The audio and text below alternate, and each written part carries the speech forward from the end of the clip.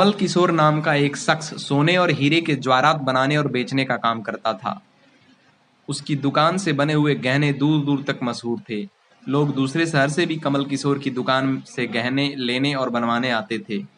चाहे हाथों के कंगन हो, गले का हार हो या कानों के कुंडल, उसमें हीरे और सोने की बहुत सुंदर कारीगरी होती, जिसे देख सब दंग रह जाते। इतना बड़ा कारोबार होने के बावजूद भी कमल किशोर बहुत ही शांत और सरल स्वभाव वाला व्यक्ति था। उसको इस माया का इतना रंग नहीं चढ़ा था। एक दिन उसका कोई मित्र उसकी दुकान पर आया, जो कि अपनी पत्नी सहित वृंदावन धाम से होकर वापस आ रहा था। तो इस मित्र ने सोचा कि चलो थोड़ा सा प्रसाद अपने मित्र कमल किशोर को भी देता चलूं। उसकी दुकान पर जब वह पहुंचा, तब कमल किशोर का एक कारीगर एक सोने और एक हीरे जड़ित बहुत सुंदर हार बनाकर कमल किशोर को देने के लिए आया था। कमल किशोर उस हार को देख ही रहा था कि उसका मित्र उसकी दुकान पर पहुंचा। कमल किशोर का मित्र अपने साथ वृंदावन से एक बहुत सुंदर लड्डू गोपाल, जिसका स्वरूप बहुत ही मनमोहक था, साथ लेकर आया था। जब उसका मित्र दुकान पर बैठा तो उसकी गोद में लड्डू गोपाल जी विराजमान थे। कमल किशोर लड्डू गोपाल जी के मनमोहक रूप सौंदर्य को देखकर अत्यंत आनंदित हुआ। उसने अपने हाथों में पकड़ा हुआ हार उस लड्डू गोपाल के गले में पहना दिया और अपने मित्र से कहने लगा, देखो तो सही, इस हार की शोभा लड्डू गोपाल के गले में पड़ने से कितनी बढ़ गई है। उसका मित्र और कमल किशोर आपस में बातें करने लगे और बातों बातों में उसका मित्र लड्डू गोपाल को हार सहित लेकर चला गया। दोनों को पता ही नहीं चला कि हार लड्डू गोपाल के गले में ही पड़ा रह गया। कमल किशोर का मित्र अपनी पत्नी सहित एक टैक्सी में सवार होकर अपने घर को रवाना हो गया। जब वो टैक्सी से उतरे तो भूलवश लड्डू गोपाल जी उसी टैक्सी में रह गए। टैक्सी वाला एक गरीब आदमी था जिसका नाम बाबू था, जो कि दूसरे शहर से यहाँ अपने परिवार का पालन पोषण करने के लिए टैक्सी चलाता था, और वह टैक्सी लेकर काफी आगे निकल चुका था। आज उसको अपने घर वापस जाना था, जो कि दूसरे शहर में था। जब टैक्सी लेकर बाबू अपने घर पहुंचा तो उसने जब अपनी टैक्सी के पिछली सीट पर देखा तो उसका ध्यान लड्डू गोपाल जी पर पड़ा, जो कि बड़े शाही तरीके से पिछली सीट पर गले में हार धारण करके सुंदर सी पोशाक पहनकर हाथ में बांसुरी पकड़े हुए पसर कर बैठे हुए हैं। बाबू यह देखकर एकदम से घबरा गया कि यह लड्डू गोपाल जी किसके हैं। लेकिन अब वह दूसरे शहर से अपने शहर आ चुके थे, जो कि काफी दूर था, और वह सवारी का घर भी नहीं जानता था। तो वह दुविधा में पड़ गया कि वह क्या करे। लेकिन फिर उसने बड़ी श्रद्धा से हाथ धोकर लड्डू गोपाल जी को उठाया और अपने घर के अंदर ले गया। जैसे ही उसने घर के अंदर प्रवेश किया, उसकी पत्नी ने उसके हाथ में पकड़े लड्डू गोपाल जी को जब देखा तो इतनी सुंदर स्वरूप वाले लड्डू गोपाल जी को देखकर उसकी पत्नी ने झट से लड्डू गोपाल जी को अपने पति के हाथों से ले लिया। उसकी पत्नी, जिसकी 8 साल शादी के हो चुके थे, उसके अभी तक कोई संतान नहीं थी, लेकिन गोपाल जी को हाथ में लेते ही उसका वात्सल्य भाव जाग उठा। उसकी ममतामयी और करुणामयी आंखें झरझर बहने लगी। ममतावश और वात्सल्य भाव के कारण ठाकुर जी को गोद में उठाते ही उसको ऐसे लगा उसने किसी अपने ही बच्चे को गोद में उठाया है, और उसके स्तनों से अपने आप दूध निकलने लगा। अपनी ऐसी दशा देखकर बाबू की पत्नी मालती बहुत हैरान हुए। उसने कसकर गोपाल जी को अपने सीने से लगा लिया और आंखों में आंसू बहाती बोलने लगी, अरे बाबू, तुम नहीं जानते कि आज तुम मेरे लिए कितना अमूल्य रत्न लेकर आए हो। बाबू कुछ समझ नहीं पा रहा था कि मेरी पत्नी को अचानक से क्या हो गया है, लेकिन उसकी पत्नी तो जैसे बावरी सी हो गई थी। वह गोपाल जी को जल्दी जल्दी अंदर ले गई और उससे बातें करने लगी। अरे लाला, इतनी दूर से आए हो, तुम्हें भूख लगी होगी। और उसने जल्दी जल्दी मधु और घी से बनी चूरी बनाकर और दूध गर्म करके ठाकुर जी को भोग लगाया। उधर कमल किशोर ने जब अपनी दुकान पर हार को न देखा तो उसको याद आया कि हार तो ठाकुर जी के गले में ही रह गया है। तो उसने अपने मित्र को संदेशा भेजा। तो मित्र ने आगे से जवाब दिया, अरे मित्र, वह माखन चोर और चितचोर हार सहित खुद ही चोरी हो गया है। मैं तो खुद इतना परेशान हूँ। कमल किशोर अब थोड़ा सा परेशान हो गया कि इतना कीमती हार न जाने कहाँ चला गया, मुझे तो लाखों का नुकसान हो गया। लेकिन फिर उसने अपने सरल स्वभाव के कारण अपने मित्र को कुछ नहीं कहा, और उसने अपने मन में सोचा कि कोई बात नहीं, मेरा हार तो ठाकुर जी के ही अंग लगा है। अगर मेरी भावना सच्ची है तो ठाकुर जी उसको पहने रखें। उधर बाबू और उसकी पत्नी मालती दिन रात ठाकुर जी की सेवा करते। अब तो मालती और बाबू को लड्डू गोपाल जी अपने बेटे जैसे लगने लगे।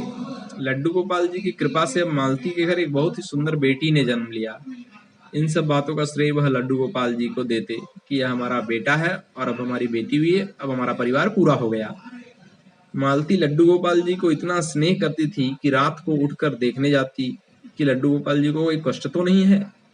ऐसे ही एक दिन कमल किशोर व्यापार के सिलसिले में दूसरे शहर आना पड़ा जहां पर बाबू रहता था, लेकिन दुर्भाग्यवश जब वो उस शहर में पहुंचा तो अचानक से इतनी बारिश शुरू हो गई कि कमल किशोर को जहां पहुंचना था वह पहुंच ना सके। और तब वहां बाबू अपनी टैक्सी लेकर आ गया और उसने परेशान कमल किशोर को पूछा, बाबूजी आप यहाँ क्यों खड़े हो? बारिश तो रुकने वाली नहीं और सारे शहर में पानी भरा हुआ है। आप अपनी मंजिल तक ना पहुंच पाओगे और ना ही कहीं और जा पाओगे। मेरा घर पास ही है, अगर आप चाहो तो मेरे घर आ सकते हो।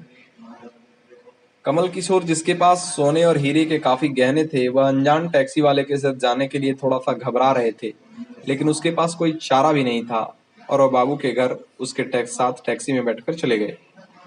घर पहुंचते ही बाबू ने मालती को आवाज दी कि आज हमारे घर मेहमान आए हैं, उनके लिए खाना बनाओ। कमल किशोर ने देखा कि बाबू का घर बहुत छोटा सा लेकिन व्यवस्थित ढंग से सजा हुआ है। घर में अजीब तरह के इत्र की खुशबू आ रही है जो उसके हृदय को आनंदित कर रही थी। जब मालती ने उनको भोजन परोसा तो कमल किशोर को उसमें अमृत जैसा स्वाद आया। उसका ध्यान बार बार उस दिशा की तरफ जा रहा था जहां पर ठाकुर जी विराजमान थे। वहां से उसको एक अजीब तरह का प्रकाश नजर आ रहा था। तो हार कर कमल किशोर ने बाबू को पूछा कि अगर आपको कोई ऐतराज ना हो तो क्या आप बता सकते हैं कि उस दिशा में क्या रखा है? मेरा ध्यान उसकी तरफ आकर्षित हो रहा है। तो बाबू और मालती ने एक दूसरे की तरफ मुस्कुराते हुए कहा, वहां पर तो हमारे घर के सबसे अहम सदस्य लड्डू गोपाल जी विराजमान हैं। तो कमल किशोर ने कहा, क्या मैं उनके दर्शन कर सकता हूँ? तो मालती उनको उस कोने में ले गई जहां पर लड्डू गोपाल जी विराजमान थे।